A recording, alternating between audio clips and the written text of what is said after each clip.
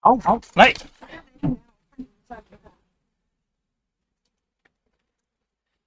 这没挡住，你们就挡住了。觉得可以调整。你先把你的 YouTube 打开，我看一下。放这里好吗 YouTube， 这样哪有它？这样哪好打开？这样我只是看到那个荧幕而已啊。对啊，它还没开始啊，我还没送画面啊。我现在只是先送。那我怎么看得出现在长什么样子？你不用看你出你现在长什么样子，这不重要。呵，劲诶，劲。对啊，不然呢？那你不看你的完美灯？哦。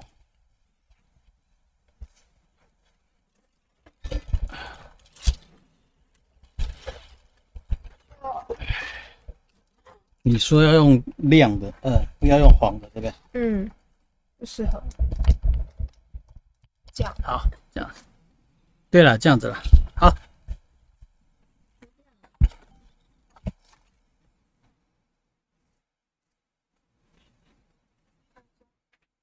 Hello， 不要调这么冷嘛，再调中间一点点。这样，这是黄的。它没有办法。哦，这样子，这一半。好。对啊。什么？嘿。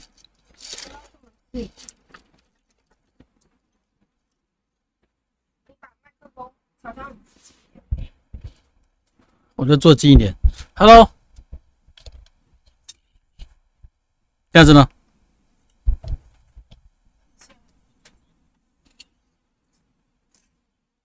怎么有声音？因为送画面出去。Hello，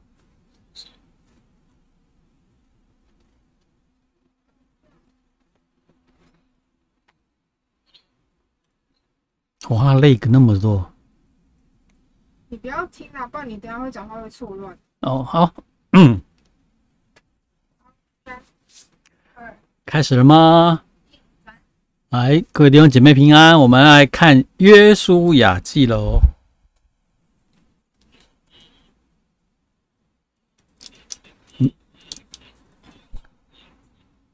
好，我们先同心来祷告。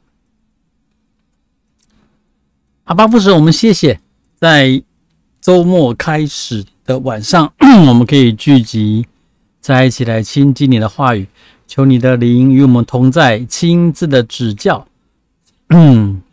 帮助我们可以明白你的话语，明白你的心意，也帮助我们看清楚我们现在的境况，而且有能力能将所明白的行出来，成为生命的一部分。要把以下的时间交托在你手中，你来带领，奉耶稣基督的圣名，阿们。好，来。吵，那个耳机关掉了。我拔掉了。好，我们今天会看约书亚记的3、4、5 3、4、5章。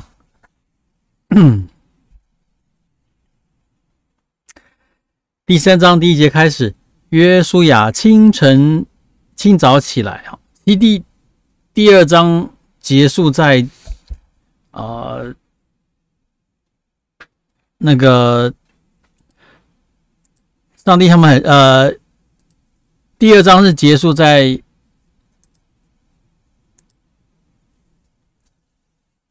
那个拉合跟探子的事情然后这个探子回来跟约书亚说，他们很有信心，耶和华上帝已经把那个地交在我们手中了。所以那第3章这里一开始就记载他们约书亚清早起来，然后和以色列众人都离开什亭，来到约旦河，住在那边等候过河。我在我的讲义第2页有给大家一个地图看了一下，什亭其实离约旦河还有一段距离，差不多应该是8、9公里。好，那这里为什么记载说，他们就清早约书亚清早起来就跟以色列众人就往河边走，而且说住在那边。所以事实上他们在什亭已经驻扎很久了然后他们反正现在已经要过河了嘛，那种10万几万那么多人，好，所以他们就移防更改驻扎的地方就在河边，准备随时就要过河了。然后约书亚吩咐百姓，当你们看见利未家的祭司抬着约柜，你们就要跟着他走。其实这个东西从出埃及记就是这样子了从他们约柜造好了，约柜就一直都是走在12个支派的前面就当作是一个向导引导一样耶和华走在他们前面这里也一样，他说你们看见利未家的祭司抬着耶和华你们上帝的约柜的时候，你们就要起行离开所住的地方，就要跟着约柜走使你们知道所当走的路，因为这条路是你们从来没有走过的你看他在旷野走了40年了，都在那边绕，可是现在要从约旦河过去，那是完全是新的完全是新的。所以这边约书亚强调一次约柜带着你们走好，可是呢要与约柜相隔约2000肘，这样就是一肘这样就是一肘。2000肘到底是多少？学者算一算，认为差不多是90公尺一肘差不多45公分它是90公尺，大概啦不可太靠近约柜因为约柜代表上帝的灵在他们还是要有点距离。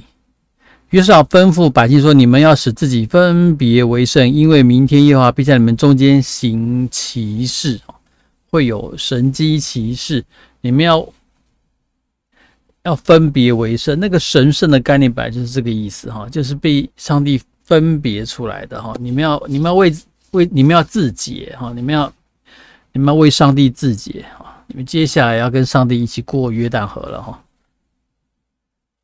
于是他们抬起约柜就走在百姓前面，基本上应该是前面2个祭司，后面2个祭司4个人抬约柜然后到这里的规定，他们会走在百姓的前面。这里呢进入第7节，我们就要注意看一下，这里有个很重要的概念耶和华对约书亚说，从今日起，我必使你在以色列众人眼前尊大，使他们知道我怎样与摩西同在，也必这样与你同在我说过了，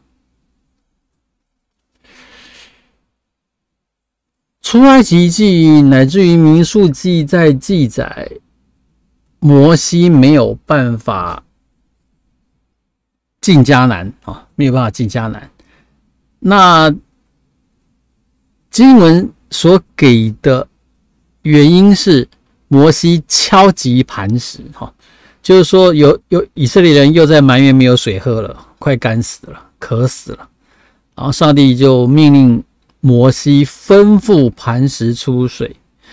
可是经文那一段经文在描述的时候是摩西生气了他不是吩咐磐石出水，他是敲击磐石然后经文就记载说上帝因此生气，然后处罚摩西没有办法进迦南你知道这样子的描述，上帝实在是一个蛮小气的上帝。这个摩西40年在旷野，然后这么的顺服，为上帝带领这一群那种悖逆的以色列人摩西比较起来是多么顺服的上帝的人，怎么可能会因为这一个事件他生气的击打磐石，这样子就因此没有办法进迦南。我的理解跟诠释不是这个样子。我说过了，摩西之所以不能进迦南，之所以不能过约旦河，是因为约书亚，因为上帝要让约书亚成为新一代的领袖，他要带领以色列人过约旦河，开始进入迦南的战争，这些战事，摩西就没办法，不可以让摩西又跟着过约旦河。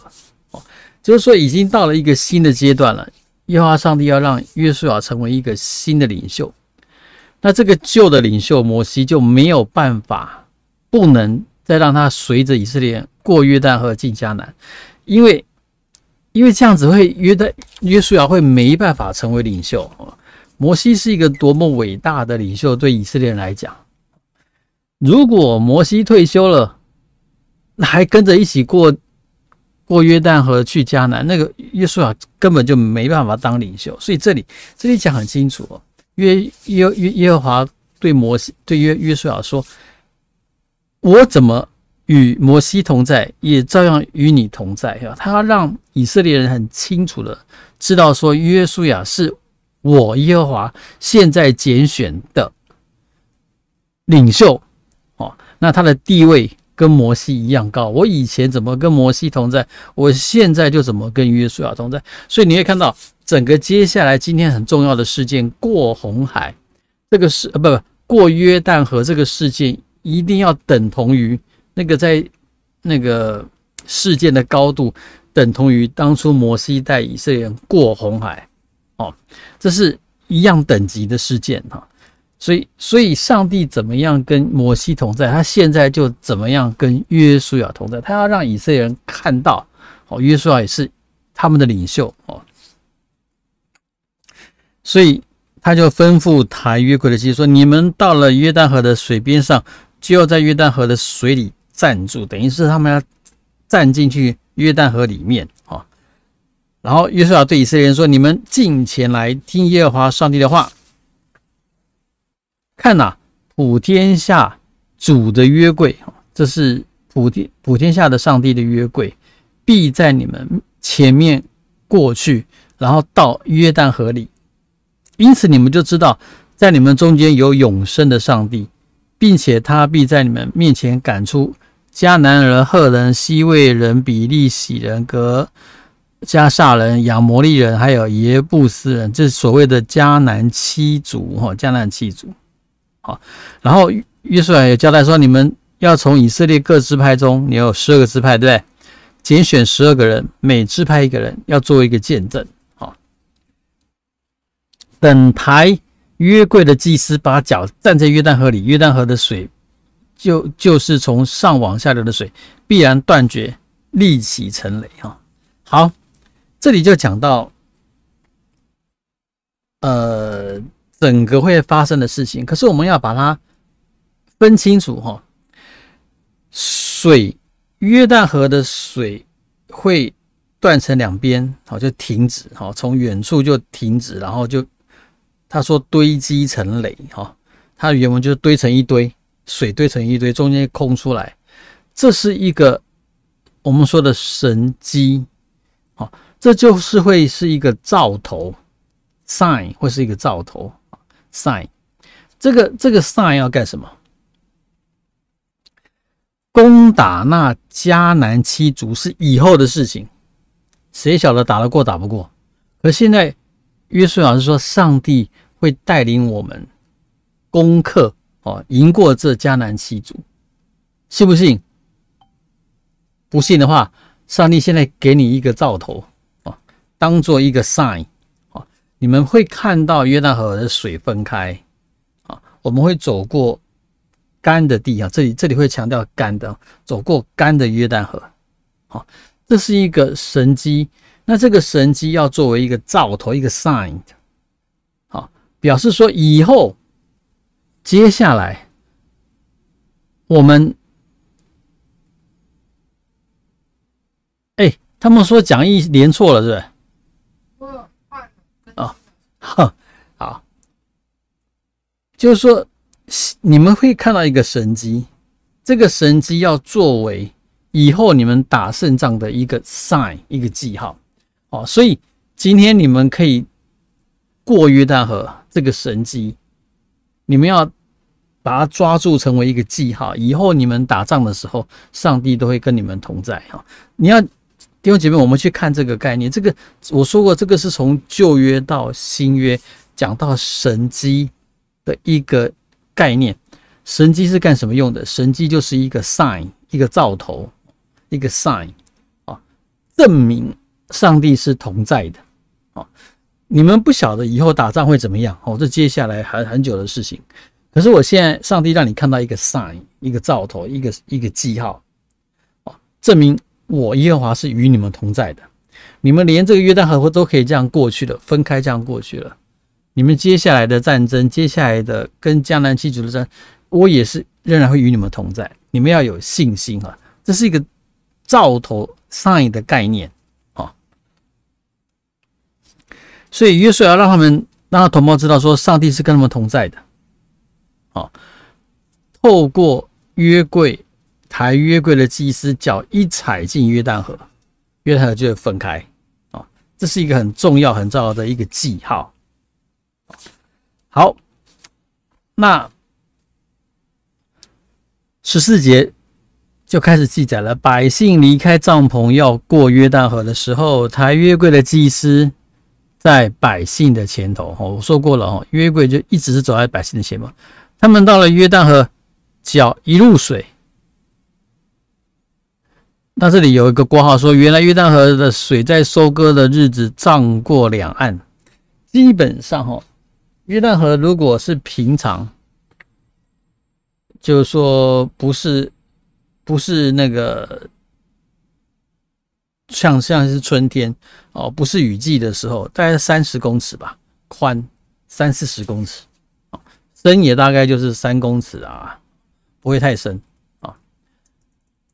30-40公尺是一眼是看得到对面的可是现在是雨季是雨季的时候，据说据文献的记载，雨季的时候是超过1公里可以到 1.6 公里那么宽，那这样等于是看不到对面 1.6 公里。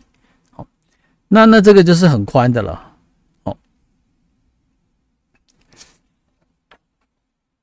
这里就15节就是说，他们脚一入水，那从上往下流的水便在极远之地，撒拉旦旁的亚当城那里停住，立起城垒。如果你去看那个地图，约旦河是连接2个湖，一边是所谓的北边加利利湖，南边就是沿海，就所谓的死海。那他们现在是靠近这边的从加利利湖的水会到沿海。他这里意思是说，由上往下流的水会在极远之处，撒拉旦旁的亚当城那里就停住了。我刚刚说我们第2页有一个表，有一个图，我有上传一个图在那里在北边就有一个城叫亚当城，然后南边呢就所谓的死海，就沿海，所以离他们应该还蛮远的，这样看起来应该至少有十几公里在10几公里极远之处，那水就会停在那里了然后呢往那个沿海那边呢水也会停住这边说水会全然断绝会立起来成垒这个用词非常的，你知道这那个作者编辑者的用词很小心他说会立起成垒呢，原文就是会堆成一堆，水会堆成一堆。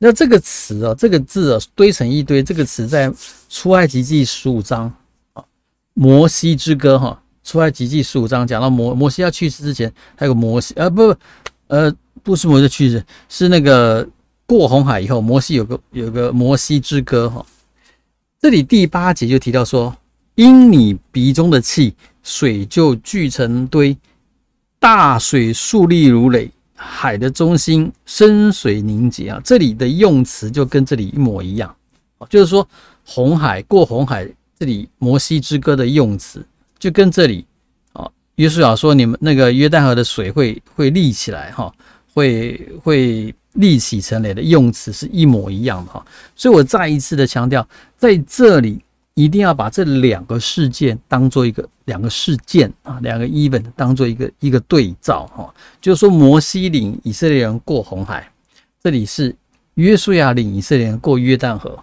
这两个事件是同等级的哈，同等级啊，是一个对仗啊，一个对比啊。所以就如前面所说的，耶和华说：“我怎么跟摩西同在，我就怎么跟约书亚同在。”以色列人给我看清楚了，这个是你的领袖哦，你们要尊约书亚为大，像你们之前尊摩西为大一样。这个你知道，这个是非常困难，这很重要的事情，因为约书亚就是一个新的领袖，你知道。那新的领袖要接续前一个领袖啊，尤其前一个领袖这么伟大，那真的是非常困难，非常困难的事情。大家都会缅怀那个旧的领袖，然后一定会做比较的啊，你比不过我，你哪里做得不好，一定会比较的。这个新的领袖是非常困难的，所以在这里，上帝特别行一个奇事，特别这样一个神迹奇事，是跟当初摩西过红海是同样很大型的哈，同值哈，在值跟量都一样大的哈。好，所以这边就说了，抬约好了约柜的祭司从约旦河中的干地上就站住了哈，就是说水都停下来了，那个祭司呢是站在中间就站住，然后以色列众人就从干地过去。所以是抬约柜的祭司先进河水，然后走到中间停住以后，其他人就依序过去了。这边我就觉得一个蛮有趣的啊。如果我们是以色列人，看到约柜进去水停了，再走过去，其实那个难度是比较小的，就水都停了嘛，对不对？所以有点害怕，可是水都停了，我走过去，难度最大的是谁？你知道吗？难度最大的是那个抬约柜的祭司啊。这水波涛汹涌然后 1.6 公里宽，然后这我说过的4个祭司抬着约柜，前面2个，后面2个，谁要走前面呢？那4个祭司谁要走前面？他们不是一起下水，你要想说抬着约柜的祭司是2个在前面的会先下水，他们脚要踩在约旦河里面。照约书亚的吩咐，他们脚一旦踩下去，约旦河就怎么样？水就停了，而且是在看地图的话，是在10几公里之外的水就停下来了。可是谁要先踩下去啊？那一天他们在抬约柜的时候，4个人一定在那边丢那个硬币，决定谁走前面，哪2个走前面，然后2个是抬后面的，对不对？撸着约柜，然后要把前面2个先挤到淡水河里面这个信心是够大的，他们脚要踩下去，约旦河就分开了，这个跟摩西那时候不一样，摩西是向天呼喊的时候，洪水分开，没有，这里有一个这里的 sign， 约旦河分开是得人怎么样？人踩下去。弟兄姐妹，这个我认为这2个祭司是很有信心、很伟大的就这样给他踩下去所以神的神迹，我经文这里有写就是说，说会在约书亚有讲，等于是这里还是前面？约书亚有说，上帝要在你们中间。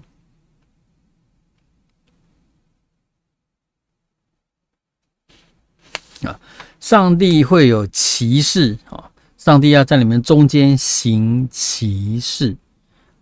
可是你要知道，有时候上帝行奇事不只是在他的信徒，在他的信仰群体的中间行其事，事实上是借着这些信仰群体来行其事，就好像现在这两个祭司一样。确定是4个人抬吗？我印象中是4个人抬，6个不会啊，6个不是整数嘛，要么就8个，就是前面4个，后面4个。不，我印象中是4个，忘记哪里有写了，就前面2个，后面2个了哈。就是说，上帝行奇事，这个神迹奇事，他不只是在他的百姓、他的群体里面行，事实上也是借着他的群体行出来的奇事。就像今天过约旦河，就像这个，得是祭司的脚怎么样踩下去，水才分开嘛。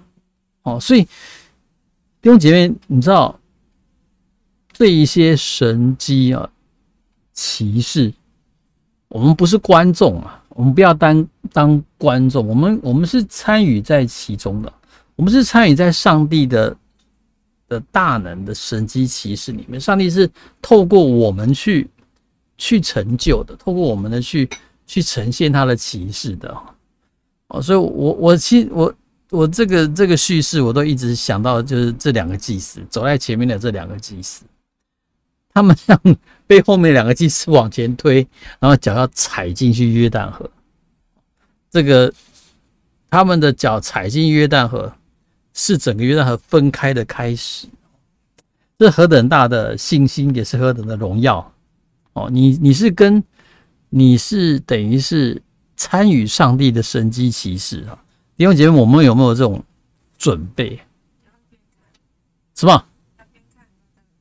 题目是不是？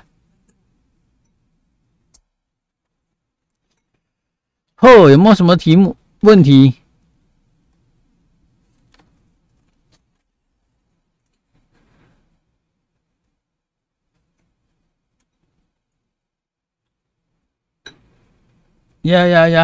好，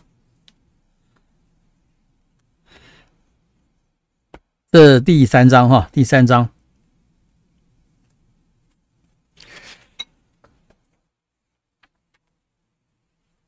第三章很快的讲过去这个叙事，就你知道第4章等于是重讲一遍，第4章把这个事情再讲，这更 detail 一点，更细节一点，然后又多提到了一件事情，就是用石头作为纪念这件事情。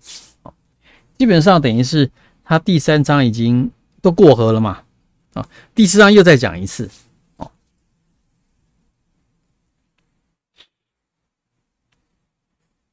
第3章可以吗？第三章没问题。有他说4个人抬吗？我刚刚已经有讨论啦。我记得是4个人抬了。约柜，其实约柜是很小的，约柜小小的，不是很重。4个人抬。我找一下有没有资料是多少人？来，你们找。看约柜是几个人抬。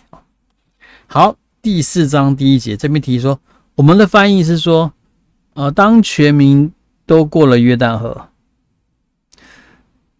你知道和合本，我现在念的是和修，和合本说国民尽都过了约旦河。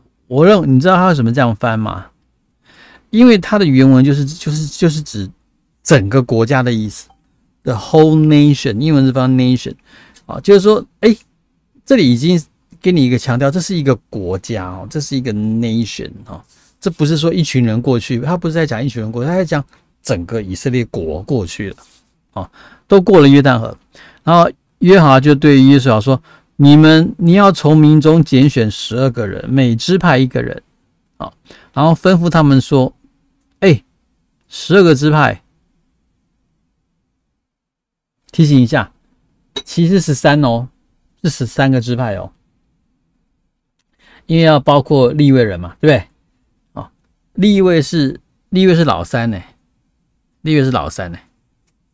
所以12支派里面也是有利未人的，利未支派。那因为摩西那时候从那个西乃山下来，天哪！摩西从约旦河下来，他们不是在拜金牛嘛？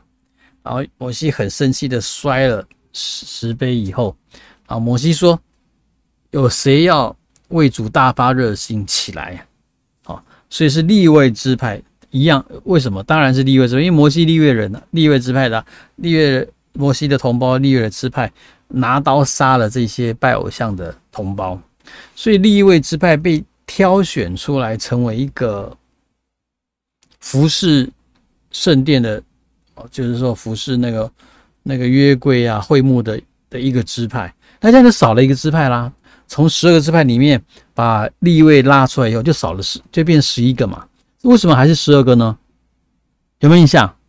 为什么还是12个？就是说利未支派被拉出来服侍上帝的一个支派啊，那应该剩下11个嘛？为什么又变成12个？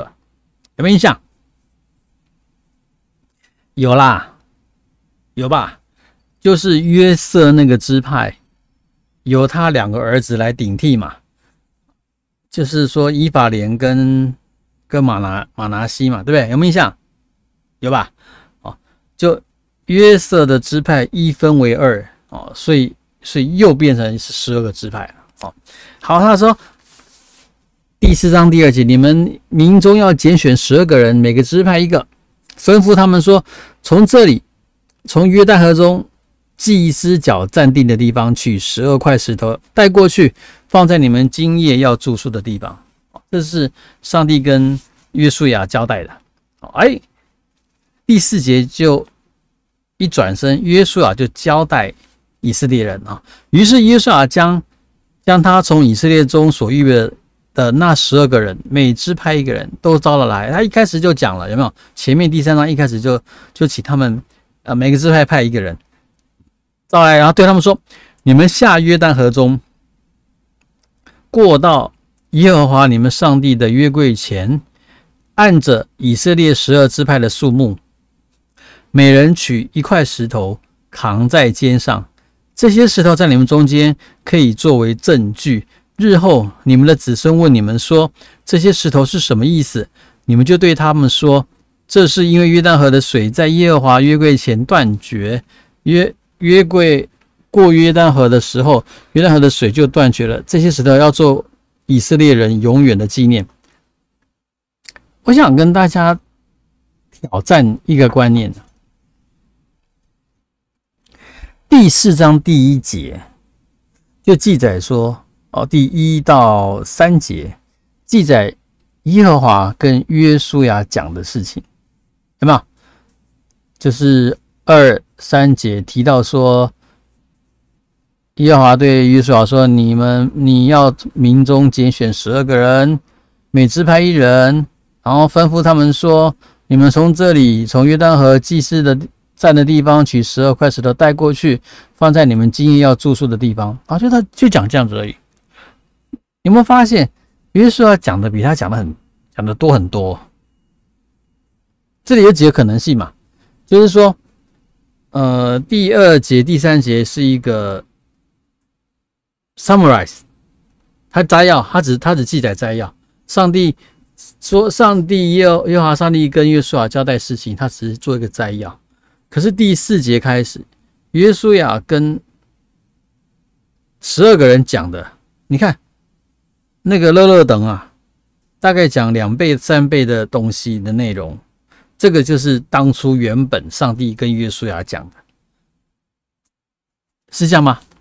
我说一个可能性嘛，就是说2、3节只是摘要，然后接下来约书亚一转头跟12个人讲的才是完整的内容，因为讲很多嘛，包括那个以日后你们子孙问你们这个是什么？这个是约书亚讲的，不是耶和华讲的，所以一个可能性是前面2、3节是摘要，后面才是完整的内容，这是一个可能性。可是有另外一种可能性，就是耶和华上帝交代是这样子的，2、3节就是全部的事情了。可是为什么第4节以后约书亚跟那个12个人讲了那么多嘞？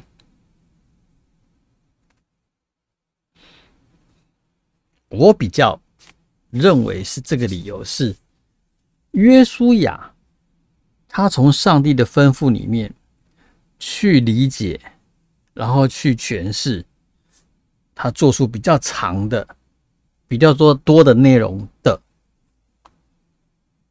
论述。我比较认为是这样子。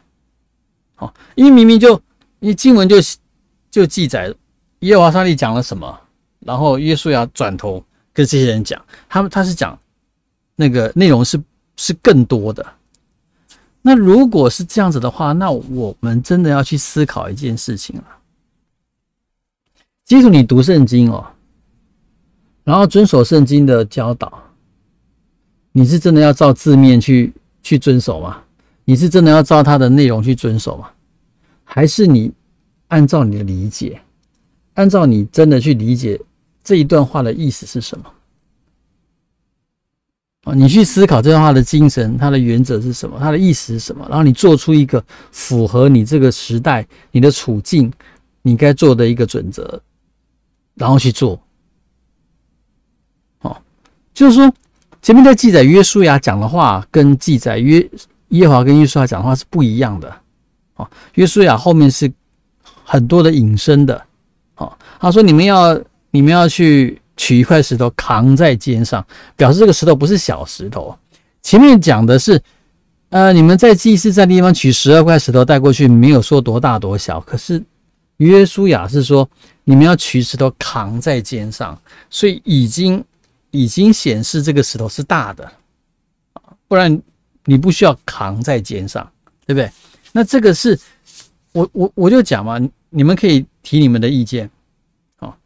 这个到底是2、3节，第2节、第3节只是一个 summarize， 只是一个摘要简短的写法，然后后面第4节写的才是耶和华上帝讲的原本的内容。这是第一种可能性。第二种可能性是耶和华讲2、3节就是讲2、3节的那个内容，第4节是约书亚自己在他的处境里面，他根据上帝所命令的原则，他做出他处境里面适合的事情。哪一个？弟兄姐妹，我喜欢第二个。所以约书亚的命令是更清晰的，很清楚的。他说：“你们下约旦河，在约柜的前面的时候，你们每人取一块石头扛在肩上，然后你们要带过去，过河要带过去。他说这个石头可以作为证据，以后你们的子孙问，这石头是干什么的？你们就可以说，跟他们解释今天的事件。好，所以他说这些石头要做以色列永远的纪念，不是你们这一代的事情而已。这个事件不是只是你们这一代的事情，是接下来世世代代的以色列人都要知道这件事情，都要知道这件事情。其实你要知道，你后来去看旧约的先知书啊，什么什么，他一定会提到的都是过红海，反而比较少提过约旦河哈。不过他这里要让你知道说，他说这是重要的事情，重要的事情啊。到这里到第7节有问题？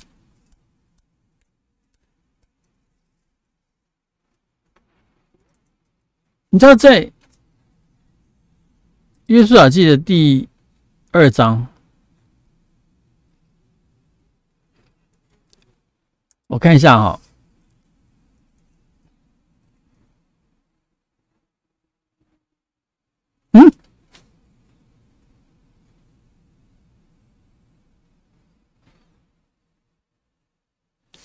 那个这律法书不该离开你的口，有没有？约书亚记第1章，他说，第7节，只要刚强、大大壮胆，谨守遵行我仆人摩西吩咐你的一切律法，不可偏离左右，使你无论往哪里去都可以顺利。好，注意听我念第8节。这律法书不可离开你的口，总要昼夜思想，好使你谨守遵行这书上所写一切的话。来，我们想一下，我上礼拜有提过这个概念，我们今天再想一次。他说律法书不可离开你的口，总要昼夜思想。你知道律法书我说的律法书是什么？就是摩西五经陀拉律法书创世纪、出埃及记、利未记、民数记跟申命记。在耶稣的教导里面，耶稣有教导，他说什么？马太福音第5章的时候，耶稣有讲说，你们的义如果没有胜过法利赛人的义，你们断不能进上帝国。那什么是法利赛人的义啊？也就是说，你们的义如果没有胜过法利赛人的义，那表示有法利赛人的义嘛。你们的义，耶稣说，基督徒你们这些跟随我的，你们的义要胜过法利赛人的义。那什么是法利赛人的义？法利赛人在遵守摩西五经，法利赛人在遵守这些成文的跟未成文的律法，他们是很盯紧的，就是很认真的，按照那个法律的1是1、2是2，一点都没有那个敷衍的去做。这个就是法利赛人的义，他们非常遵守这个圣经的规定、律法的规定、这些诫命的规定。可是耶稣跟他的门徒说，你们的义如果没有胜过法利赛人的义，断不能进上帝国。这个是在讲什么，你知道吗？我是这样理解啦。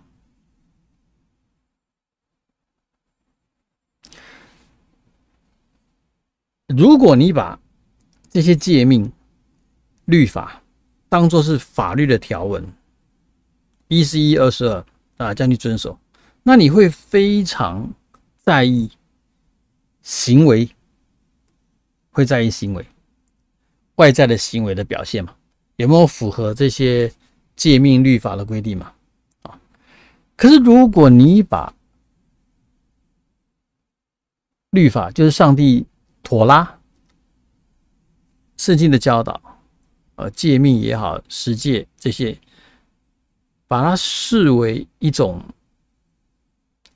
伦理的概念。我刚刚讲的是，如果你把它视为一个法律的条文，你要当作是法律条文，你当然要会注重那个行为上面是否符合这个规范嘛，行为就做出来的行为嘛，因为它是法律条文。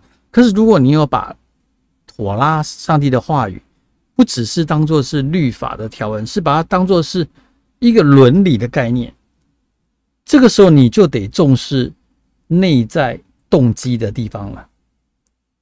我们讲清楚，就是说你把上帝的话当作是律法、法律条文规定，你就会去重视行为上的表现。可是你把它这个上帝的话不只是条文规定，当作是一个伦理道德一个概念，那你就非得去检视内心动机的部分。我认为耶稣在讲的是这个，而你们的义要胜过法利赛人的义，因为法利赛人重视的是那个行为外表有没有符合那个法律条文规定。可是跟随耶稣的人，你们要重视的是你的内心动机，你们在想什么？因为上帝的话并不是法律条文的规定，上帝的话语是一种是在规范你内心的部分的。所以我常说，我说基督教里面所呈现出来的上帝，他并不是在乎你可以做什么，不可以做什么。我们的上帝是在乎我们为什么做什么，跟为什么不做什么。那你如果回到我刚刚说的约书亚记的第1章第8节说，这律法书不可离开你的口，总要昼夜思想，使你谨守遵行这书上所写的一切的话。如果你把它放的焦点是它的条文字句的字面意思，你不用昼夜思想，你知道吗？我不晓得有没有表达我的意思。你不用昼夜思想了，因为你就背起来嘛，不可以什么样，不可杀人，不可奸淫，不可偷窃，哇哇哇！你哪需要思想？你哪需要昼夜思想？你要昼夜思想，表示你要去理解的不是这些律法条文的表面意思嘛？你要去昼夜思想，为什么？因为它的精神跟原则在哪里？今天规定你不可凶杀，不可凶杀，你为什么需要昼夜思想啊？不可 ，you shall not kill 或者 you shall not murder， 这为什么需要昼夜思想？啊，你就知道了嘛，就背下来了嘛，不可杀人嘛。你为什么需要昼夜思想？像耶稣在马太福音第5章，他所诠释的不可杀人、不可害人的命，耶稣的意思到后来变成诠释成说，你的心中不可有仇恨啊。你跟谁不好，你要赶快去和好啊。你要当你心中有仇恨，你骂你的兄弟，是魔力是什么？就是说骂他们是白痴，是废物，你已经是犯了杀人罪了。这个才是所谓的昼夜思考嘛。如果你只是要遵守这个律法条文的表面的字面的意思，你哪需要昼夜思考？所以今天的经文跑到第4章，我认为概念是一样的，它概念也是这个样子的。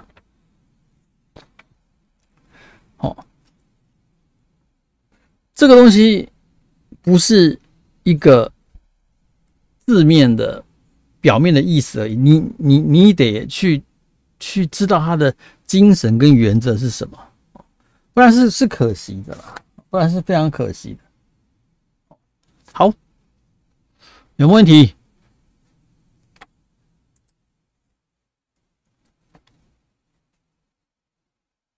约柜2个人就能搬了？不会吧？2个人怎么办？因为他是2根棍子嘛，所以前面的人用这样子搬了。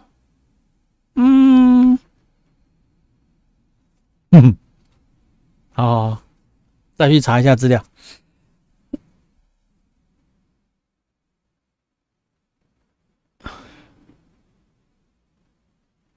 好，这里我就说了哈，那个耶和华跟约书亚讲的话的内容，然后接下来约书亚转头跟这12个人讲的内容是多很多了哈，是多很多的。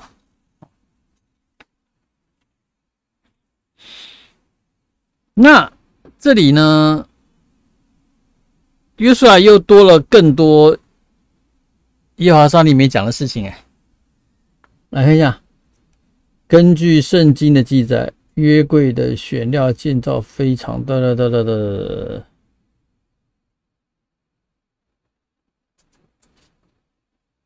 你复制错段了，好，再复制下一个。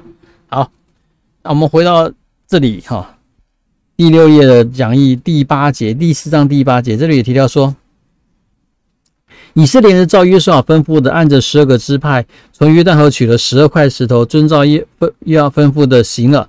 他们就把石头带过去，到他们所住的地方，就放在那里。注意哦，第9节，约书亚另把12块石头立在约旦河中，在抬约柜的祭司脚站立的地方，直到今日，那石头还在那里。停。所以这是多的，这里没有记载上帝要约书亚这么做。如果你回到第4章第1节，上帝只是说，你从民中要拣选12个人，每支派1个人，吩咐他们说，你们从这里呢，从约旦河中呢，祭司脚站定的地方取12块石头带过去，放在你们今夜要住宿的地方。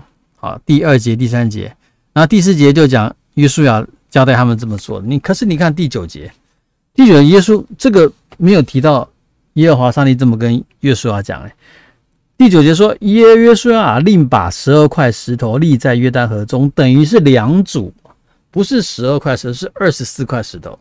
第一组12块石头是每一个支派扛一个石头，过了约旦河，放在他们过河以后住宿的地方，然后这个以后要留给那个每一个支派的后代子孙做纪念。可是现在第9节是说约书亚又另外找了12块石头，放在哪里？放在河的中央，就是祭司所站的地方。好，他说放在那里，立在约旦河中，在抬约柜的祭司脚站立的地方。他说直到今日，那石头还在那里，那表示后来的人还看得到那个石头。那这样这个石头得要不小啊，就是说你现在把12个石头立起来要看得到。我刚刚说了现在的约旦河是春季，它水可以漫 1.6 公里的宽然后照文献记载，约旦河原本30公尺的那个宽度的时候，它的深度是在3公尺，3公尺的深度。那现在可以因为春季的下雨水多了从30公尺变成 1.6， 就是160公尺，不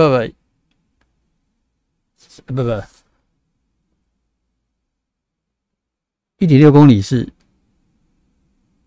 1600公尺，变那么宽，那当然也会变深，只是说它那个深度不会这种那个比例不是不一样的那这样的话，你立12块石头，原本是3公尺深，其实得要很大的石头才会立起来，立到人看得到那个石头立在水中间的，然后不会被水冲走那石头可是非常大的所以这边记载约书亚把12块石头立在约旦河中，然后他说直到今日，就是那个时候那个石头还在。好，第10节，抬约柜的祭司站约旦河中，等到耶和华享谕约书亚吩咐百姓的事办完了，照摩西所吩咐约书亚一切的话，于是百姓急速过去了。然后都过了河以后，约柜和祭司就在百姓面前过去。好，然后等于是人都过河以后，这个祭司才抬着约柜过去。12节又记载说，吕遍人、迦得人、玛拿西半个支派人都照摩西所吩咐他们的，带着兵器在以色列面前过去，约有4万人都准备打仗，耶和华面前过去，到耶利哥的平原等候上阵。当那日耶和华使约书亚在以色列众人眼前尊大，在他平生的日子，百姓敬畏他，像从前敬畏摩西一样。马上已经做结论了来，我们回头看这个事情。这个事情在讲的是前面民数记就已经讲了什么意思？就是说这两个支派半，就所谓的吕遍、迦得跟玛拿西半个支派，他们是在约旦河以东。约旦河的东边，我们现在在经文在记起来是他们从约旦河以东过约旦河到约旦河以西，约旦河西边的进了迦南原本在讲所谓的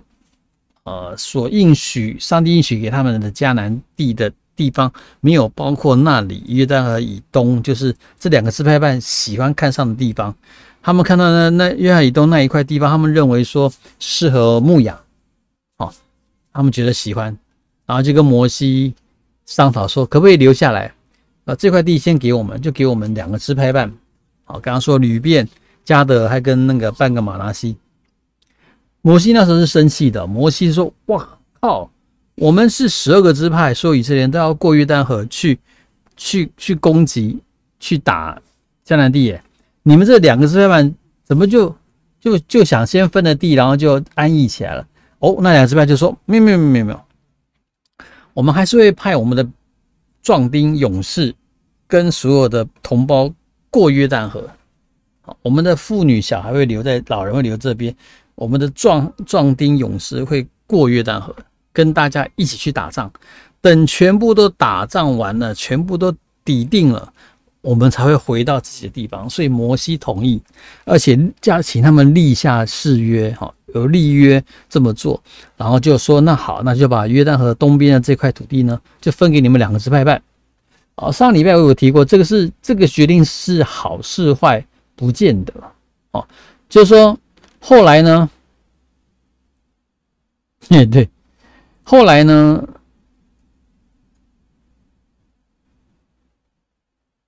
这一块地的2个支派办，他们的确是一个富饶的地方，可是后来其他外邦的国家兴起的时候，像亚兰人很快就占领他们了就是说基本上约旦河可以成为一个屏障结果他们选的是约旦河以东，就变成是不好防守、易攻难守的地方好，约旦河以东那块地是不是当初罗德看上那块地？罗德看到的是那个吗？罗德看到的就是索多玛、俄摩拉是不是在那里吗？各位，你们可能要找地图看一下。我是个大路痴。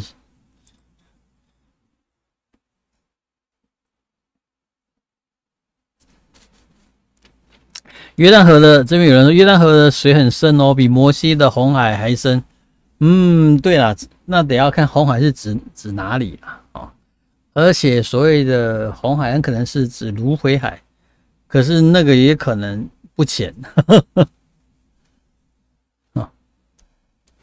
好，14节这边又做一个小结论就是说耶和华使以色列人尊重约书亚百姓敬畏他，像从前敬畏摩西一样。这个是非常重要的一句话，非常重要的一个概念，就是说约书亚要成为一个新的领袖，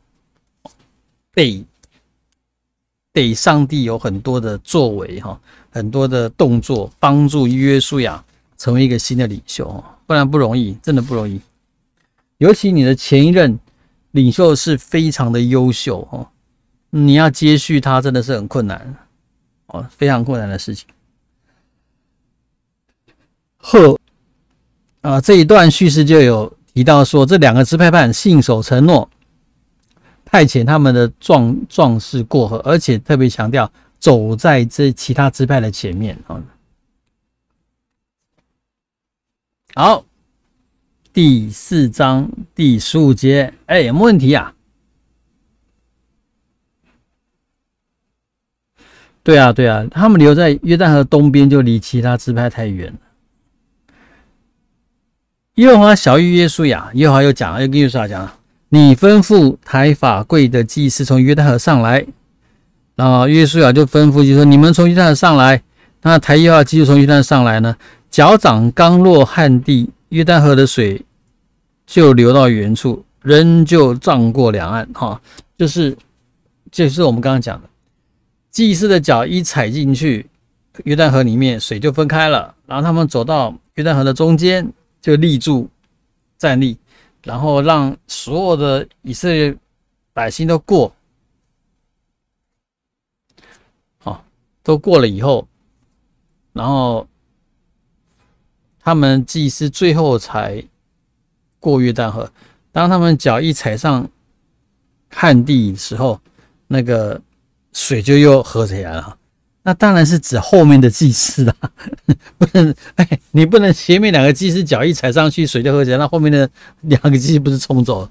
意思是指说，后面2个祭司的脚一踩上干地的时候，水就又变成那个了。这里有人问说，为什么马拉西只出半支啊？不晓得，这个要看资料。不过这个马拉西分一半这后来所罗门王死了以后分裂成北以色列跟南犹大也是这样子啊。我们通常简单的讲是分成是说12个支派分成北以色列10个支派跟南犹大2个支派，事实上不是，是北以色列是9个支派半那南南犹大是2个支派半，这样是不是12个支派？对，这样12个支派。那9个支派半的那个半就是马拿西的半支派，跟那个南犹大的2个支派半也是马拿西的半个支派啊，就是南犹大是指犹大跟便雅悯再加半个马拿西。哦，对啊，你问了好问题，对不起，我没有去查为什么马拿西会分2半啊，这分2半。应该是马拿西本身算半支是什么意思？出工不出力，我不晓得。那就马拿西就切成2边了，是不是？真的嘞，我倒是没有想过这个问题。好，我们再去查啊。19节正月初10日，百姓从约旦河上来，就在吉甲，在耶利哥的东边安营。我们来看一下那个图。我这个图上面没有写，没有画出吉甲。反正耶利哥城离约旦河也差不多是在，看起来就7、8公里。那现在他们已经过约旦河了，以色列整批过约旦河，已经那个压力很大了，已经过约旦河了，然后就在那个吉甲那边安营。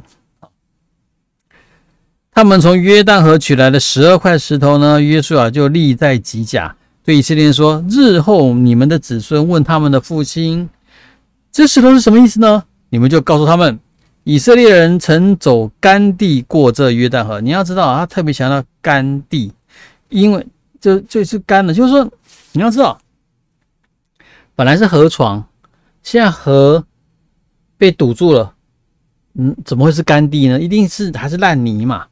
可是他这里就是要强调说，他已经干了，耶和华使约旦的河干，等着你们过来，就如同当初你们的上帝从前在我们面前使红海干了，等着我们过来一样。所以我一直在讲一件事情，就是说你得把这2个事件做一个对仗，他们是2个同等同质的事件。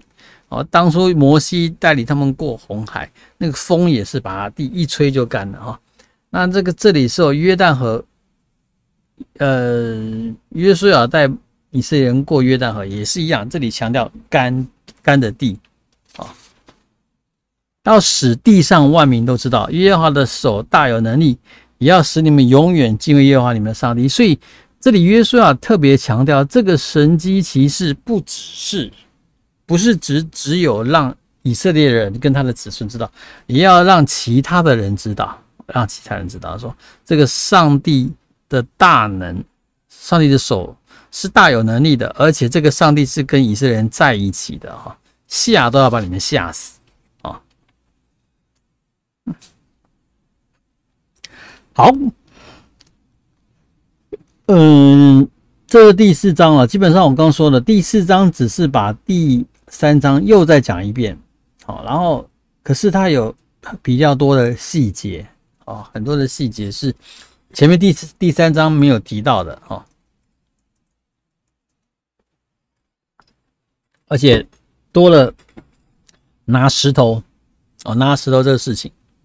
那你要记得不是只有12个石头，12个石头是拿到过了河，12个支派保留，在河的中间，河床上有立下12个石头，那当做一个纪念碑在那里。有没有问题？来，马拿西搞分裂，对，马拿西搞分裂。又不是只有马拿西搞分裂，整个以色列后来就搞分裂啊。我刚刚说的北以色列跟南犹大，以色列的分裂，它一开始就是这样分裂啦。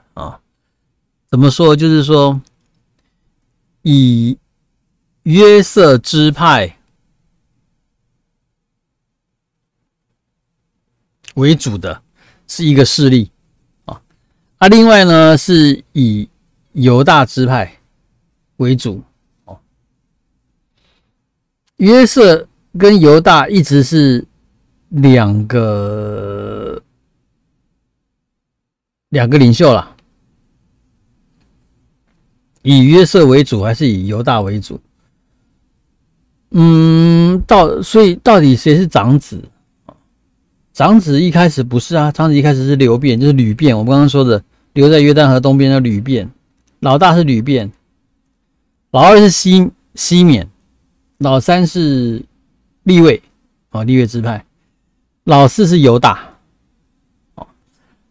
吕便是大哥，是长子，应该是他继承。可是呢，吕便呢，圣经记载吕便睡了爸爸的妾，就睡了雅各的妾，长子睡了雅各的妾，所以等于是被罢黜了，就失去了长子的位置。那老大失去长子的位置，那就变老二要起来了。老二是西缅，可是，在旧约里面有记载到，雅各带领他们家族来到那个示剑城的附近的时候呢，示剑的王子强暴了雅各的女儿。那这个时候，老二、老三非常的生气哈。老二就是西缅，老三就利未。那示剑城的王子呢，虽然强暴，他女儿叫什么？他玛吗？忘了。可是他是爱那个雅各女儿的，所以就来提亲啊。那二哥跟三哥就是西缅跟利未呢，心里非常生气呢，就假装同意，可是有个要求，你们示剑城所有的男人呢都要行割礼，我的妹妹才会嫁给你们，我们妹妹不嫁给那种外邦人。他说，如果示剑城所有的男人都行割礼，那我们就同意把妹妹把雅各女儿嫁给示剑的王子。然后这两边都有盘算啦。示剑城说，哇，你看雅各这个那么有钱人，现在我们只要行割礼，他们就可以结为姻亲了，他们就很高兴啊。我们说好，示剑的人抵拿 ，OK， 好，然后示剑城的人就全部男人都行割礼。你知道很惨的，犹太人行割礼是出生第8天，那是 baby 嘛，哇哇哇，在那边哭，再怎么痛也在那边哭而已，在床上哭，第8天行割礼，出生第8天行。可是示剑城，这些人都成人呢，成人行割礼很痛的，那2个礼拜不能走路吧？那个西缅就是老二，西缅跟利未老三，他们就趁示剑城所有的人都还在痛的时候，拿刀杀了所有男人，很狠呢。拿刀杀，所以这件事情雅各也非常生气非常生气，所以等于是说他们太残暴，所以等于是也废了老二跟老三，废掉。那像老大也废掉老二老三，所以很明显犹大老四就变成长子的位置了所以犹大是不是长子的名分呀？从这样看是的。可是事实上旧约的记载又不是这样子，因为旧约记载在讲到约瑟被哥哥们卖去埃及然后后来整个家族整个以色列人都因为约瑟在埃及当宰相才得以存活，约瑟救了全部的家族的人，所以雅各跟约瑟讲，他说你的2个儿子算我的儿子，就是说你的2个儿子就是我们刚刚提的马拿西跟以法莲，他说算我的儿子，以法莲是弟弟，马拿西是哥哥。那雅各要帮这约瑟这2个儿子祝福的时候，他用剪刀手，他就右手呢就横过去交叉过去去摸弟弟以法莲的头，然后左手呢去祝福马拿西的头。马拿西是哥哥所以约瑟说爸爸你弄错了。可是雅各就以色列还是很坚持去祝福以法莲成为长子。马拿西当然也是祝福，可他就变成不是长子了。说弟弟说要变长子的名分，所以你可以看得出来，约瑟的儿子本来是雅各的孙子，现在变成位分变成雅各的儿子。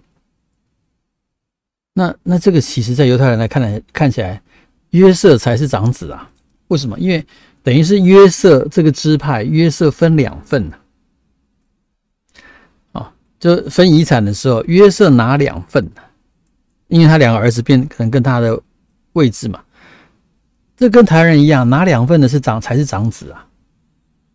就是说，在台湾人的观念，长子、长孙的位分是跟叔叔同辈的。那这里犹太人也是一样啊，长子才拿2份啊。所以雅各的操作是约瑟拿2份，约瑟是老11耶，兄弟里面排行11，可是约瑟拿2份，所以反而是约瑟是长子。所以在整个以色列人的民族文化里面，约瑟跟犹大2个都是对峙的、对抗的。所以到后来北以色列就以法莲为中心，就等于是约瑟嘛，他带头，然后南犹大就是以犹大为首，2个支派办。好，是一直以来就是这2股势力在对抗，就是约瑟。那约瑟是用以法莲做代表，用约瑟跟犹大做对抗。那到这里也是一样啊，好。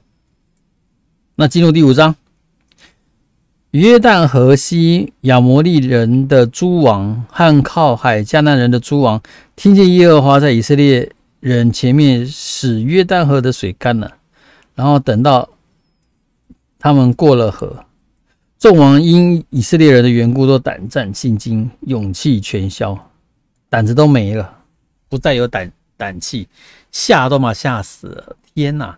这一群人居然可以这样过约旦河，而且是要来跟我们打仗的，吓都吓死了。这特别第5章第1节特别提这样一个事情，就讲这一段话，交代这个情况已经怎么样，然后就进入第2节，讲另外一件事情，就有点麻烦了。那个时候呢，耶和华吩咐约书亚说：“你制造火石刀。”好，然后第2次给以色列人行割礼。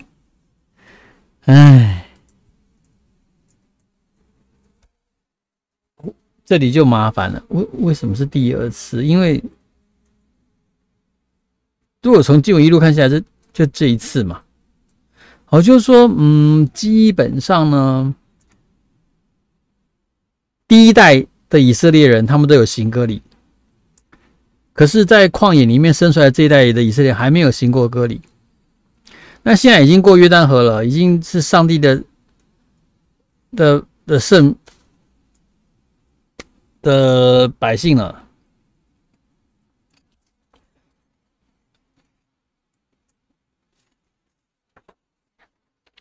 那这个一定要去遵守当初亚伯兰跟上帝的约嘛，行了割礼的才是可以领受上帝跟亚伯兰的约的，所以他说第2次真的这个学者们都一个头2个大。那其实是一本比较聪明，我说的其实是一本就是把旧约希伯来文翻成希腊文的旧约圣经是由12个支派各派一个拉比老师来翻译，称为70释义一本。他不是翻成第2次给以色列，他翻成坐下来给以色列人行割礼，就免除了这个麻烦了。不过我们看到索马拉的希伯来文圣经是写，他原文写第2次，为什么是第2次？真的不晓得为什么第2次。火石刀是什么？火石刀应该就是那种所谓的碎石，就是火山爆发的那种石头吧，是不是？来，大家查一下，是不是啊？碎石。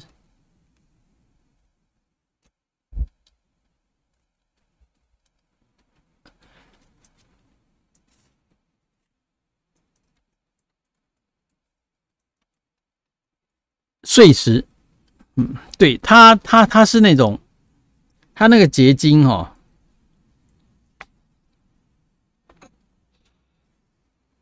质地很硬如果是一敲碎，它会有锋利的面哦。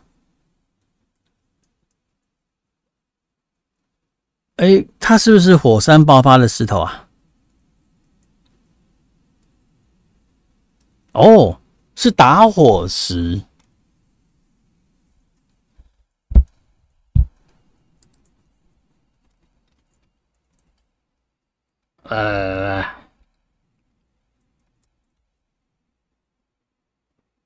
是吗？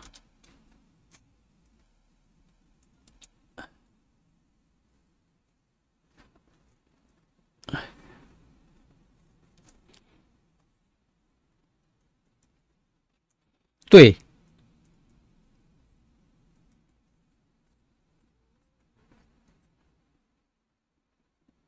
对啊，应该就是这种火山爆发的时候，形成的石头哦。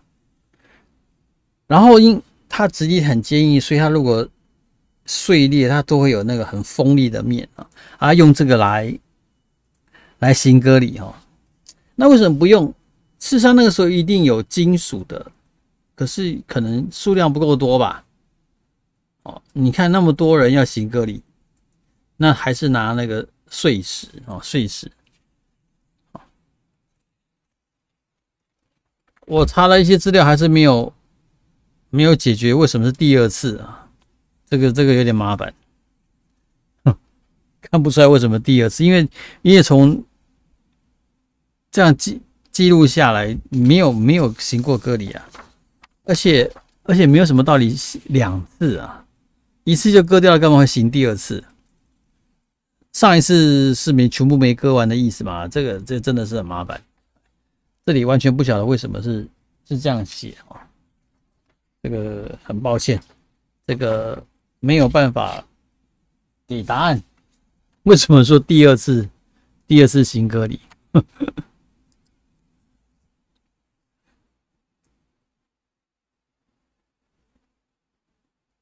应该不是一种向后投诉的律法。这上面说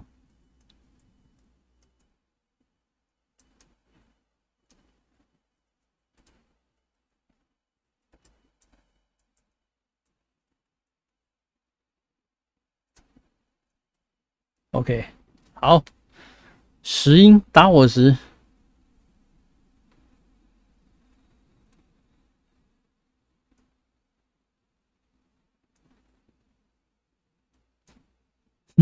为什么在旷野的时候不割？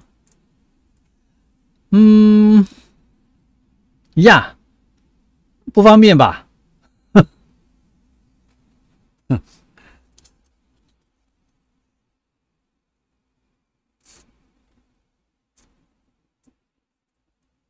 好，这边提到说第10节哈，以色列人在吉甲安营，我说过了，差不多离耶利哥也是差不多6-7公里啊。在耶利哥的平原守逾越节哦，逾越节到了哈。逾越节的次日，他们就吃了那地的出产。正当那日吃无酵饼和烘的谷，他们吃了那地的出产。第2日玛拿就止住了。哦，注意听哈，这本来以色列人都是吃玛拿的，从天上掉了食物给他们。那时候也讲过了，就是说等他们开始吃了迦南地的出产，上帝就停止玛拿了哈。这里就也是这样写啊。第2日玛拿就止住了，以色列人也不再有玛拿了。那一年，他们却吃了迦南地的出产，他们就已经进了所应许之地了哈。然后迦南地的出产了哈。所以哇，40年他们吃玛拿是天上掉了，现在以后不一样了，以后得要自己种了哈。之前我们有讲过玛拿是怎么样哈，玛拿他说像薄饼，甜的薄饼一样，一粒粒小小的。那玛拿怎么吃？难道天天要吃甜甜的饼吗？你这天天吃甜甜的饼真的受不了。其实他们去捡玛拿，捡回来呢，其实他们是把玛拿磨成粉，想象成面粉，这样就好了。他们把玛拿磨成粉以后，你知道，只要变成面粉一样的东西，就可以做出各种食物了哦。所以玛拿就好像是天上掉下的面粉哦，可是它是固体的，所以以色列人必须捡玛拿以后，再把它磨成粉以后，做成他们要吃的食物，面包啦或什么什么，有没有面条不晓得，面包这样。可是这里基本记载就是说，接下来他们已经过约旦河了，进迦南地了，然后吃了迦南地的物产以后，那个玛拿就停止再降下来了哦。这个非常合理，因为已经到他们的家了，他们未来的家了，以后就变成很明显了，一个游牧民族的群体，接下来就要变成一个农业社会了，因为出产了嘛，他们出了迦南地的出产啊。然后这个以后呢，就要自己种麦了，所以这里是一个很明显的分界点。一直在进入迦南之前，这个以色列族群都还是游牧民族，都还是游牧民族哦。那可是进了迦南，就会慢慢的在攻打这些迦南七族，然后一块一块地占下来以后，他们就开始变成农业社会了哦。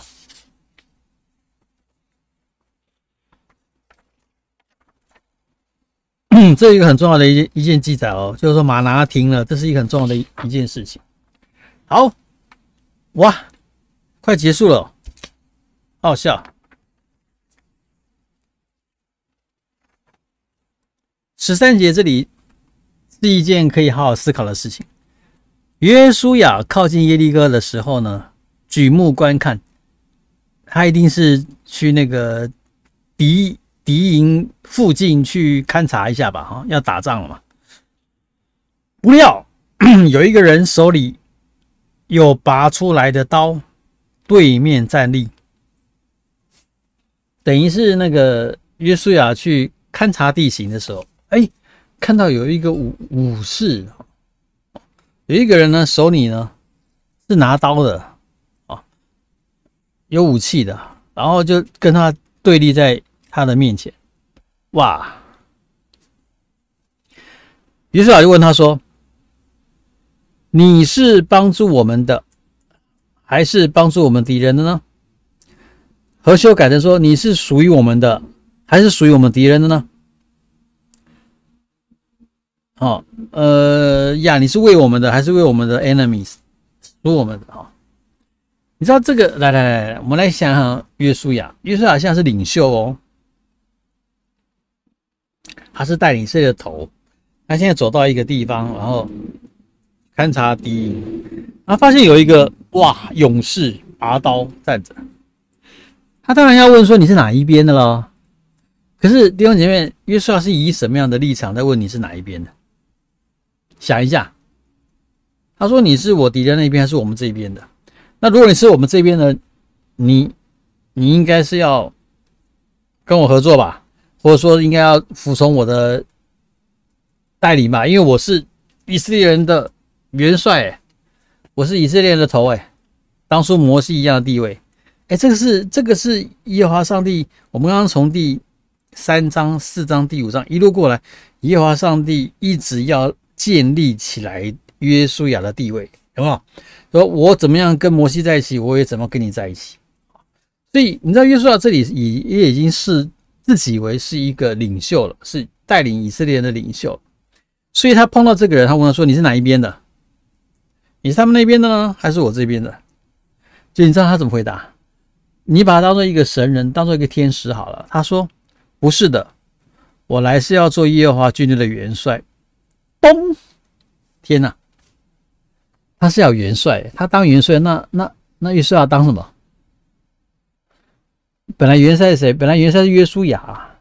那现在这个人他说：“我来是要做耶和华军队的元帅。哦，所以现在谁是元帅啊？经文这里写说，约书亚就俯伏在地下拜，说：“我主有什么话吩咐仆人？”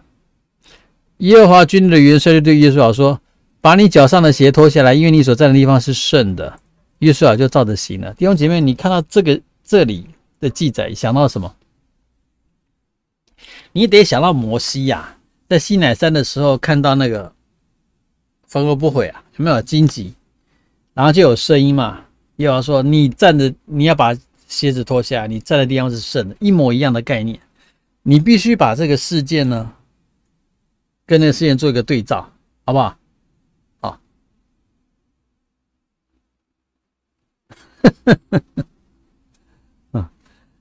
所以你要知道，作为约书亚，我被上帝塑造成一个领袖的位置的时候，在打第一仗之前，上帝提醒约书亚，谁才是元帅？我啦，我耶和华上帝才是耶和华军队的元帅，不是你，你是我所用的同工。弟兄姐妹，这是一个非常重要的一段小小的叙事。前面一直强调，上帝要建立约书亚成为新一代的领袖，他要带领以色列人进迦南，然后攻打迦南七族，把整个应许之地拿下来。他这个领袖的地位是绝对不可以含糊的。耶和华说：“我怎么跟摩西在一起？我现在怎么跟约书亚在一起？我要让你以色列百姓都知道，都要尊你为大。”刚刚第10节结束的时候，那边也还是要强调以色列人都尊约书亚为大。那现在问题来了，还没开始打哦，下一章才开始打。战争前，耶和华提醒约书亚，我才是元帅。基本上你知道，旧约有时候把天使神人也就当作是上帝自己本身的一个代表了。所以这里你可以理解成说，上帝亲自告诉约书亚，我才是耶和华军队的元帅，不是你，不是你，你要搞清楚，今天是谁带领以色列人打仗，是我耶和华上帝。弟兄姐妹，这个基督徒你要搞清楚这个东西啦。我们为神所用，不要搞到最后是我们自己在当上帝啊！我们是为神所用，我们跟神同工，是神使用我们。今天我去一个，这是今天吗？今天星期五。昨天去一个教会，那个礼拜录影，因为就是圣经公会的，不是圣经公会，是那个我们基督教的，我们长老会的教会公报纪念主日，教会讲台。可是现在大家都还是用录影的，随便交换讲台，交换去别的教会录影。然后我就讲到那个马太福音第5章的光和盐。耶稣说：“你们是光，你们是地上的盐，是世上的光”的这段经文。那我就讲我自己那个不同的看法，就是说，我们是盐，我们是光，基督徒我们是盐，我们是光，我们是对这个世界是有影响力的。盐的影响力，盐让食物有味道嘛，变咸嘛。那光就是亮就是是人路上的灯，脚前的灯，路上的光，让人看见。可是我有另外一个细节的看法，就是说，盐跟光有个特性，就是当我们在吃食物的时候，牛排、炸鸡，这个食物很好吃的时候，你不会想到盐啊。就是我们在吃食物的时候，怎么会想到盐？我们不会感知到盐。什么时候我们会在吃食物的时候想到盐？就是这个食物太淡，盐放不够，或是这个食物太咸，盐放太多的时候，你才会脑袋里面想到盐嘛。如果这个食物的咸分，这个食物的盐放的恰到好处，你根本吃的时候不会想到盐。所以明明是盐让这个食物好吃的，可是如果盐恰如其分的表现出它的功用的时候，盐是隐形的，那个食物才是主角，盐是隐形的。光也一样，有光你才可以读书，才可以欣赏艺术品啊什么什么的。可是当光线恰如其分的时候，就是光线刚刚好的时候，你是不会感知到光这个议题的，你不会想到光。你在看一本书的时候怎么去想到光？你看一本书的时候什么时候会想到光？太暗的时候嘛，你才会觉得啊亮不够亮，或是光线太强刺眼的时候，你才会想到光。就是说，如果光是恰到好处、恰如其分的时候，你是不会感知到光的。所以光很重要，你没有光，你怎么可能看书？光很重要，可是光却不是主角。哦，这里也是，约书亚当然重要，我们搞错，约书亚是新一代的领袖，也是要上帝亲自这样子塑造出来的。耶和华怎么跟摩西在一起，就怎么样跟约书亚在一起。他要让以色列人知道说，这是你们新的领袖。约书亚重不重要？很重要。可是这里这个人说什么？我才是，我来，我是要当耶和华军队的元帅。谁才是元帅？谁才是主角？上帝才是啊。约书亚很重要，新一代领袖。可是上帝才是主角。盐很重要，盐让食物好吃，食物才是主角。光很重要，把书照亮了，你可以读书。光很重要，可是书才是主角。基督徒我们很重要，上帝有光。我刚刚说的上帝的神迹奇事，不是只是行在我们当中，上帝是借着我们行出来的。我们很重要。我们是上帝的同工，我们被上帝使用，然后我们在世界上活出有影响力的生活，我们很重要。可是上帝才是主角，我们不是主角。基督徒，我们什么时候把自己当主角在活，就出事了，就成魔了，就成魔了。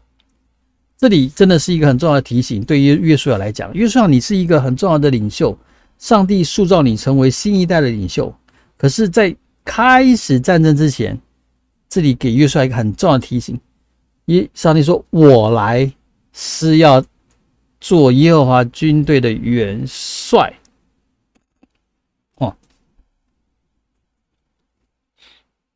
不是约书亚是元帅，是上帝是元帅。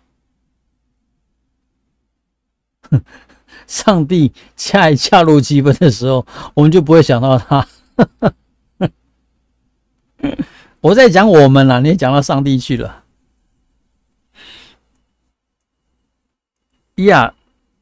我们不会反省的人，有时候就忽略上帝的存在了，把一切都当作那么理所当然，就忽略上帝，就忘了一切都是上帝的恩典了。对啊，我们要小心。像那个前段时间我们在讨论，亚夫他们在讨论为什么要谢饭祷告？为什么基督徒要谢饭祷告？你如果连这么显而易见的恩典都忘记了，那还真的会忘记上帝嘞。就吃是一个非常每天都会碰到的事情，很自然的事情。如果我们连吃东西都忘了这个是上帝的恩典的时候，那别的事情都不用讲了，因为这个最普遍、最自然的事情。所以我说我蛮佩服日本人。日本人传统，他们在吃饭的时候双手合十，会讲那一句什么？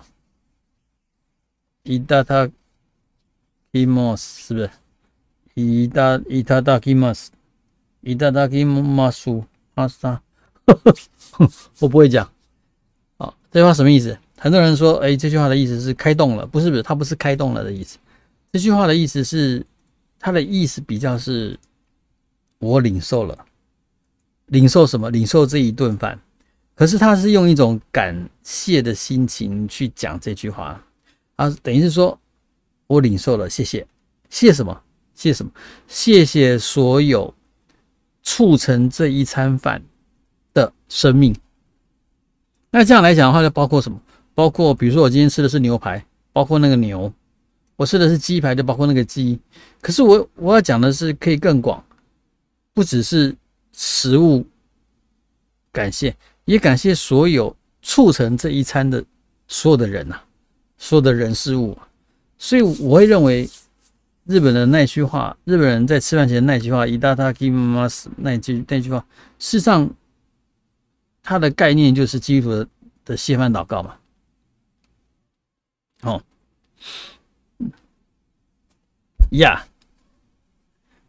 我认为第5章的第13节到第15节是一个很经典的提醒。约书亚已经被塑造成那个领袖了，一个很重要的领袖，跟摩西一样位分那么重要的领袖。上帝马上提醒他说：“我才是元帅，我才是不你很重要，打赢了，可是打赢了不是靠你，是我。而且你给我脱鞋子，跪下来脱鞋子，你所站的地方是圣的。”这是一个很重要的一个提醒啊，不只是对约书亚弟兄姐妹，不只是对约书亚，对我们每一个人都一样，这是非常重要的提醒啊。好，居然讲完了，没问题。3、4、5章，快点。那年代40岁很年轻，你在讲什么？你在讲什么？上帝跟约说：“我才老大，你是同工。”同不是那个同啦，是那个同啦，是相同的同工。对，你耶和华等于是跟约书亚说：“你是我的同工，你是为我所用啊，我才是元帅啊。”好，还有问题？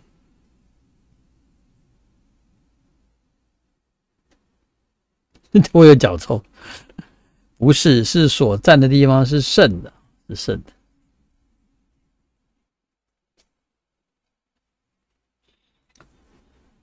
有没有问题？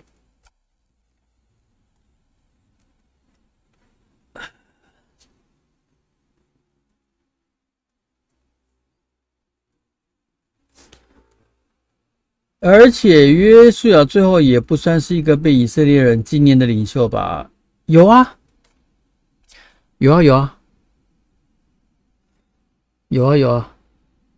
约书亚记到最后的时候，记载约书亚把他的百姓都叫来啊，他说那句很有名啊，他说约书亚让他们回想他们的立约，他们是不是要继续要侍奉耶和华上帝？他们说要。约书亚不是说了吗？至于我跟我的家，我们必定侍奉耶和华。他说我不晓得你们会怎么样了。那约书亚一直都是很重要的事情。我跟你讲多重要。到了新约，耶稣这个名字，希腊文的写法耶稣。耶稣这个字，这个名字就是希伯来文约书亚的意思啊，上帝的拯救。所以 Joshua 这个写法，这个名字的写法，换到新约希腊文的写法，就变成耶稣，就是耶稣。耶稣在当时是蔡奇阿米啊，你知道吧？就是很多人都取耶稣的蔡奇阿米啊，那就表示这个名字是重要的嘛，才会被后来大家拿来用嘛，蔡奇阿米啊。所以约书亚在以色列人、在犹太人的传统里面是重要的人物，是重要的人物。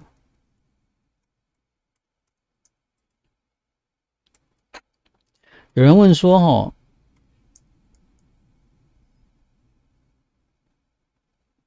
现代的犹太人怎么看待这些希伯来圣经的人物？我们刚刚讲，我都不知啊，我都不晓得现在有的人怎么看。他们在看希伯来圣经人物，应该就是还是很尊崇他们吧。尤其是你说摩西啊、大卫啊这些，当然就是很重要的人啊。我们可能感觉上就会认为约书亚好像没有被那么推崇，可是不会啦，Joshua 不会啦，这个都是重要的人物啊。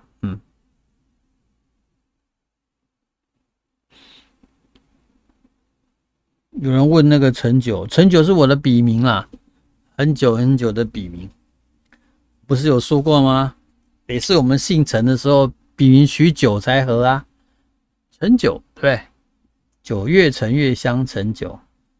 如果有一个你姓双木林，就变成林舅了，林舅也没有不好啦。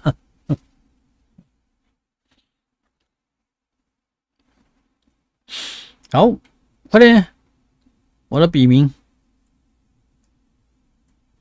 我10几年前投稿教会公报，我都用陈九。现在投就直接用本名啦，因为现在都比较多骂人的文章，你要骂人就不能用笔名骂人，要用自己的名字啊。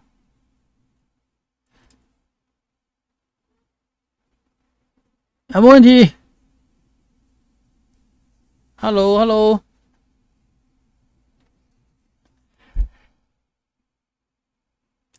今天是3、4、5，下礼拜就6、7、8，刚好都是攻打仗。他的6、7、8的内容比今天多了，可是我觉得放在一起讲比较好。第6章攻耶利哥城，第7章提到耶利哥城之后要去打爱城，然后有一些事情，然后第8章直接打攻爱城，3章。来，今天的3、4、5还有问题？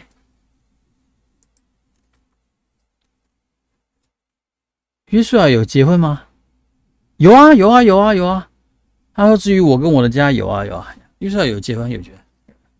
基本上犹太人结婚是不只是正常，犹太人结婚是必须的事情。就是说你在犹太人的社会里面，你要成为一个领袖，你要成为一个被尊重的人，你得要结婚啊。所以耶稣是个特例，耶稣30岁居然还是单身，他是一个非常非常特例的人啊，非常特例。原来很早就结婚了，所以耶稣居然没有结婚。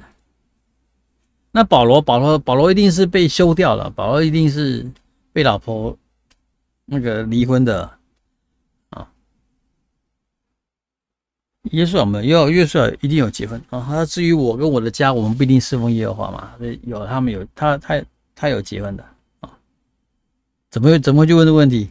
约书亚有没有结婚？怎么会问这个？好，有问题，快点。其他有没有问题呢？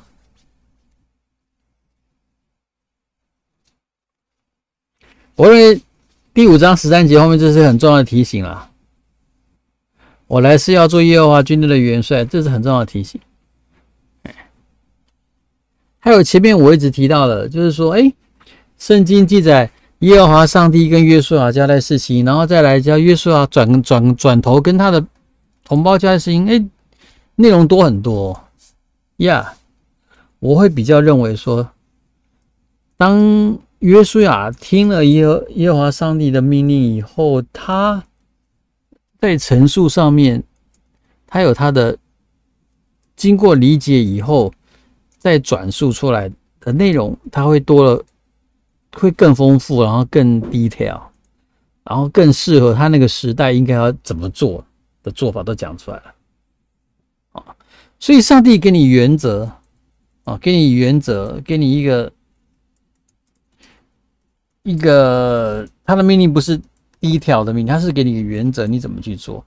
你如果能够抓到那个原则，你接下来你就必须是在你的处境里面把它重塑出来啊。那我一直认为基督徒在读圣经的时候，就必须是这种模式在思考。基督徒读圣经，去理解圣经，理解上帝话的精神跟原则。你在应用的时候，你必须是从你的现在的处境、你的文化、你的意识形态、你的思维里面，你重新把你从圣经领受的那个精神原则，你重新把它呈现出来。那这个就是你这个时代上帝对你的讲话。那一样的精神原则，在不同的时代会讲出不同的话，因为我们的处境不一样，我们的文化不一样，我们的思维架构不一样嘛，所以一样的精神跟原则，你用在不同文化、不同时代的时候，会有不同的呈现的。所以我们才敢说上帝一直讲话，直到现在仍然在讲话，而不是死板板的那些字句的表面意思啊。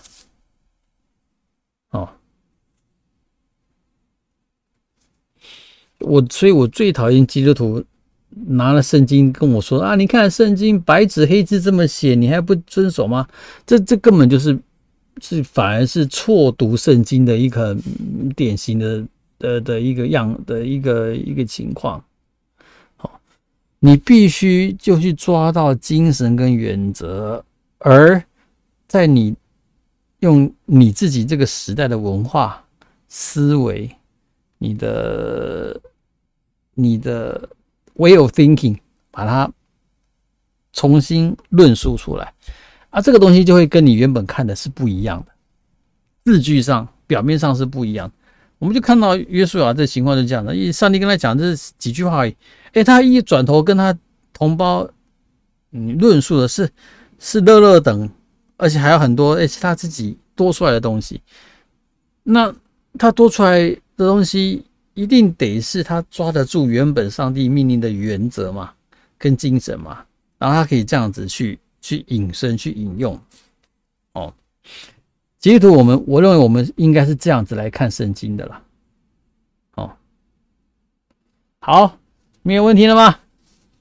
没有问题，就今天到这里咯。快点，有没有问题？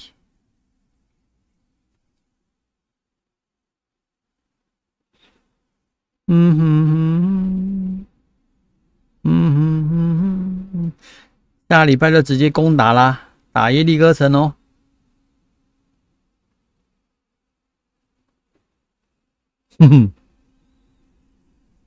好，那今天晚上到这里结束咯，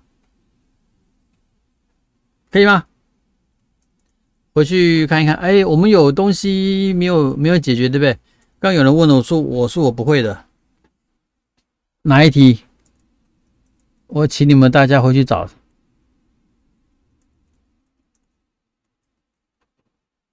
我说我不知道哪个是哪个东西。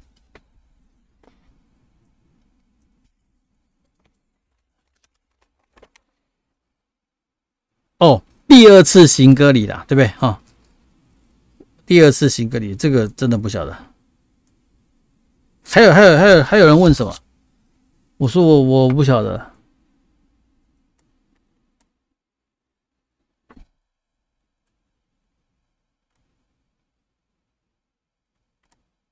约柜几个人抬是不是？我记得是4个啦。还有什么？